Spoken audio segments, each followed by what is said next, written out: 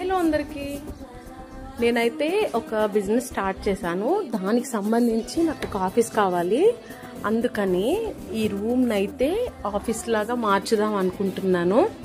So చాలా మందికి తెలుసు, తెలియని వాళ్ళ కోసము నేను నెక్స్ట్ వీడియోలో అయితే ఏ ఆఫీస్ ఏంటి అనేది అయితే చెప్తాను. అండ్ ఈ డ్రమ్స్ వచ్చేసి మాకు ఎక్కువ ట్రాన్స్ఫర్స్ ఉంటాయి కాబట్టి ఎక్కడికైనా వెళ్ళడానికి అది కిచెన్ సామాన్లు ఎక్కువ ఉంటాయి కాబట్టి అవన్నీ పాడవకుండా ఈ డ్రమ్స్ లో అయితే స్టోర్ చేసి ట్రాన్స్ఫర్ కి అది పెడుతూ ఉంటాము. అలాగే ఇంకా కార్డ్బోర్డ్స్, ఇంకా చిన్న చిన్న సామాన్లు ఇలా ఇవన్నీ ఉన్నాయన్నమాట.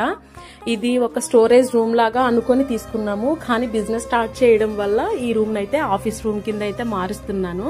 అసలు ఏ ఆఫీస్ ఏంటి అనేది ఫర్దర్ వీడియోలో మీకు అన్ని డీటెయిల్ గా చెప్తాను. అలాగే ఈ రూమ్ ఎలా ఆఫీస్ రూమ్ కింద మార్చాను అనేది కూడా నేను వీడియోస్ అయితే మీకు షేర్ చేస్తాను.